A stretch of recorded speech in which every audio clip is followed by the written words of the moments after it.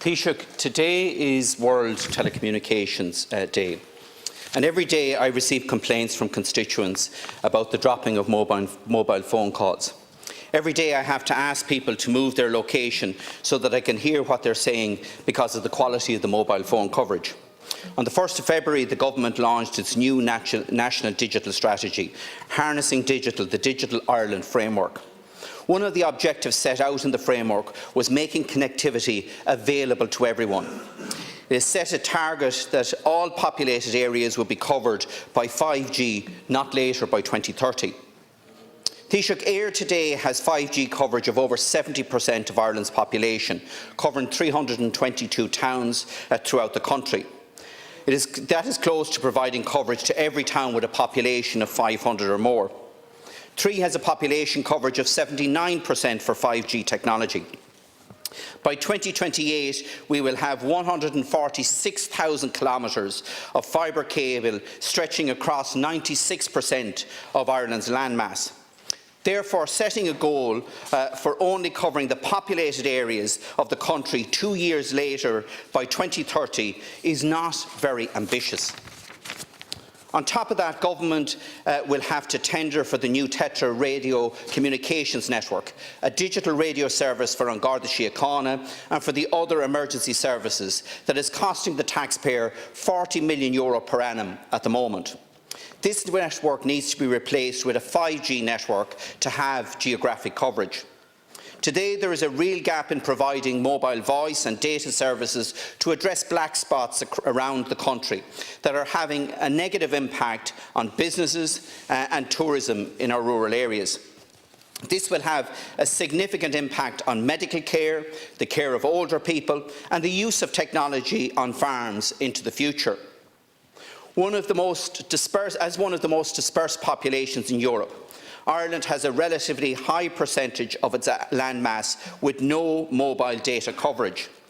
I believe now is the time to focus on the opportunities the state has by working in collaboration with industry to develop a shared rural network to address this issue and to assist in the further balanced regional development and economic development of our rural areas. This shared rural network could provide the critical 4G and 5G coverage that will enhance the operation of our rural economy, support key activities such as farming, medical services, older people's schemes in rural areas and SME business operations, and ensure people could remain connected when travelling around our country, working in rural Ireland or living in rural areas. I'm aware that the telecoms industry is already engaging with Government via IBEC to progress a Phase 1 proof-of-concept rollout of a shared rural network, which will cost approximately €5 million. Thank you, Taoiseach, will you consider this proposal? Taoiseach.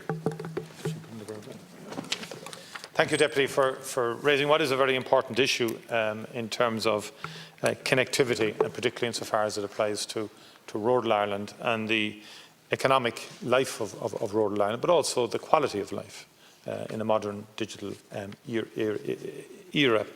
And government's, the main two twin pillars of government's economic recovery plan were digitalisation and the green economy. Now, the economic recovery plan has been particularly successful in terms of its objectives. If you look at the employment created since we published that plan, if you look at the actions on climate, it's quite dramatic. We're close to full employment much earlier than would have been anticipated as a result of that plan. But without doubt, the new National Digital Strategy is designed to advance the country into a better performer, digitally speaking. And that does relate to the worlds of education, the world of enterprise, and in terms of enabling people to be far more connected. Now, the Minister for Social Protection and Rural Affairs, Heather Humphreys, has set up with Minister Ossian Smith, has set up a national mobile phone and broadband task force. It'll be co-chaired by both Minister Humphreys and Smith to address and deal with the issues that you've identified.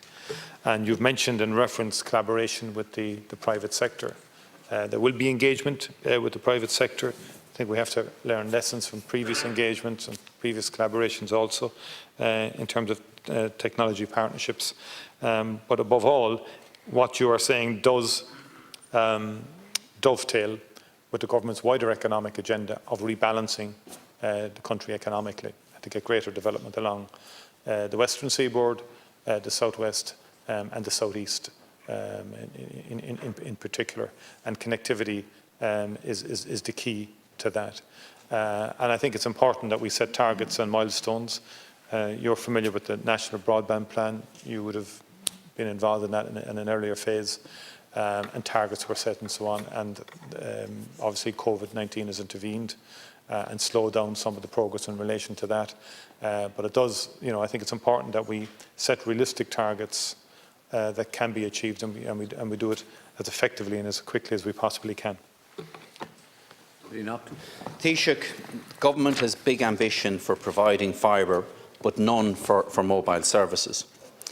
I'm talking about establishing a shared rural network with all the operators on it. This will be complementary to the National Broadband Plan. There are similar models already operating in other markets such as the UK and Germany. In fact, such a shared rural network is currently being built out in Northern Ireland. The estimated cost of replicating that here would be between 30 and 50 million euro. This is small money and would also slash the cost of the provision of an emergency and Garda communications network, which must now be tendered for, and a new separate network built. And I would ask government to reconsider this in the interests of putting an effective shared network in place that can provide for emergency services, can provide for An Garda Síochána, as well as providing 5G coverage across this country. Deputy Taoiseach, to conclude, please. Yeah, well, first of all, I thank the Deputy again for raising it. There are very serious issues there and reasonable points that you've made in respect of this. I'd be wary of estimates that we get from time to time. We should all be wary of estimates in respect of projects of this kind, particularly in the communications area, because they tend to balloon, particularly when the state signals too early an interest in getting involved. Costs can go up. So I think we take this step by step. The overall principle of enhancing coverage, less dropout phones, although from time to time public representatives don't mind the odd phone call being lost, in terms of getting some respite from the volumes of calls. But more broadly speaking, in terms of connectivity in rural Ireland, I think the task force will work with you, Deputy, if you wish to make submissions to it, and obviously Minister Eamon Ryan as well in terms of complementing the broadband rollout also.